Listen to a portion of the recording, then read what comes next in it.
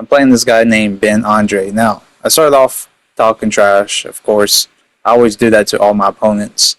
He's using Texas in today's head-to-head match. I'm using Virginia Tech. I started off pretty bad per usual. I always end up doing that. For those that have seen me over the years, you guys know that I preach this all the time. There's times where I start off bad and I play out the game, always come back. And then there's times where I just play good right off the bat.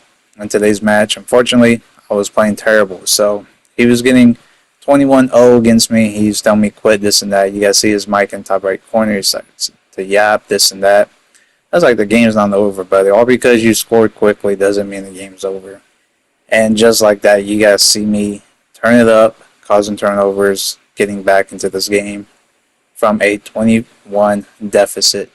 And it's that simple. Like, the thing is that I like is when people start to yap when they think they have the game in the bag, but they start to easily find out that they're actually much more worse than me.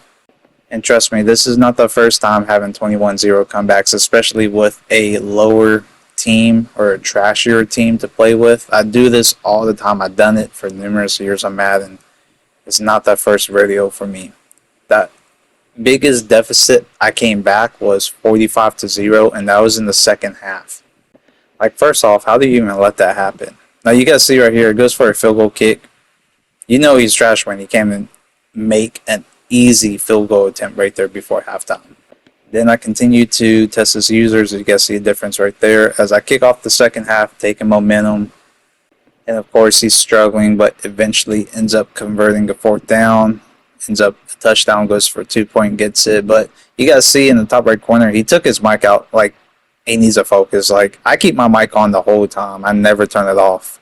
It's just sad when people yap thinking they're good and then they get shut up real quick. It's just funny to me how it's repetitive. Now, I did get bailed out right here. He caused a forced fumble. I get it right back by stripping the ball back and getting it in my favor. But it's not like he was going to go downfield and score. Even if he did, I can easily get downfield and score myself and win the game. So, but it's ironic that earlier he told me, oh, you should quit when it was 21-0, and yet he ends up quitting and the game's still not over. He still has a chance, but he said, fuck it.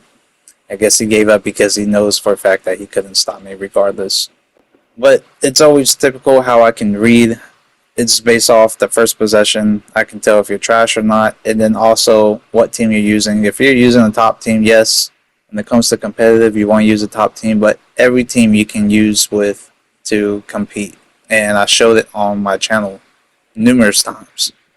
Yeah, sure, it's easier to compete with a top team, but to really show how good you are, use a trashier team, because that's a challenge as itself. And then it comes down to just the user, who's the better user, and it really shows in these type of games. So, like you guys seen on my channel, I had Navy, I dominated against a Bama user. I used Hawaii, I faced numerous teams, Ohio State, Bama, Texas, all of them. You guys seen it. But all these competitive players would continuously be the same over and over, and how they trash talk would be the same. They get shut up real quick, unplug the mic, trying to focus like that's going to make a difference when y'all play me. You guys don't understand, I am a competitor. I played in tournaments, and here's a little quick insight before I finish the video. Some of you guys ask, why don't you play in tournaments anymore? Because it's rigged. So let me explain.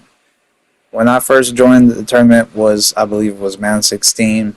It was through the Draft Champions game mode, which was new, and I liked it how it was done that year. But to advance over online, EA is unable to see the glitches and the exploits that people do, and you can't even submit it through EA. EA just wants the final results, and that's why you've seen over numerous years, you've seen the same repetitive tournament players advancing, because they never ever showed how they got to that advancement, or some of them, they just get bypassed because EA knows that's going to draw attention, and that's why you've seen the same top repetitive players competing.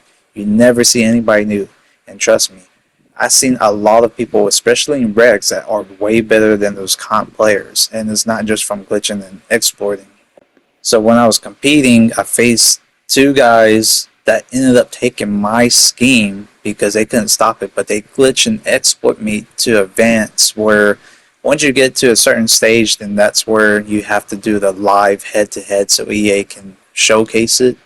But the advancing stage where they don't showcase it and you can just play an online head-to-head match, that's where people do those glitches and exploits just so they can bypass it because they know that they're not getting watched from EA. And then once they get to the advancement stage where you get to see them go head-to-head, they extremely suck and you see a big difference. That's why for me I kind of just stayed away from it because how it was rigged. That's why you see the same repetitive comp players like Henry, Problem Right. I faced all those guys before and I beat them. Now, of course, it was on my older YouTube channels before I took them down. I even exposed some YouTubers that pretty much retired from YouTube or live streaming at the time. And I didn't know about this until somebody told me, oh, you should start exposing these people, and that's what I was doing. So the first 3 YouTube channels that I had got taken down because they were so popular at the time. Those people sent, I guess, their viewers or supporters to come and take down my channel. So that's why I had numerous channels over the years. That's why some of you guys recognize me, and then some of you guys are just brand new. And so far with this channel, doing good so far. And I'm keep it like that. But as far as going back to how I used to do stuff, I'm not really going down that path because I've seen how, based on support, what they would do towards you because they got exposed. So, I mean, as a whole, the game is just terrible. You can't really differentiate the difference between who's actually good and who's bad. But yeah, that's pretty much for the ranting again, explaining. But I want to give you guys a huge thank you for helping me reach 3,000 subscribers. Once again, hopefully we can continue to grow from here on out. Hope you guys are enjoying the content. I need to step up my regular video content because you guys have been mostly seeing the shorts I've been posting. But yeah, thank you guys for all the support, especially for people that's new to my channel. Welcome. And of course, for the people that have magically found my channel once again. I see you guys notice me. I try to stay hidden so you guys don't recognize who I am, but some of you guys have been catching on. So thank you guys for, all the support that you guys been giving me. And hopefully we can see where we go from here on out.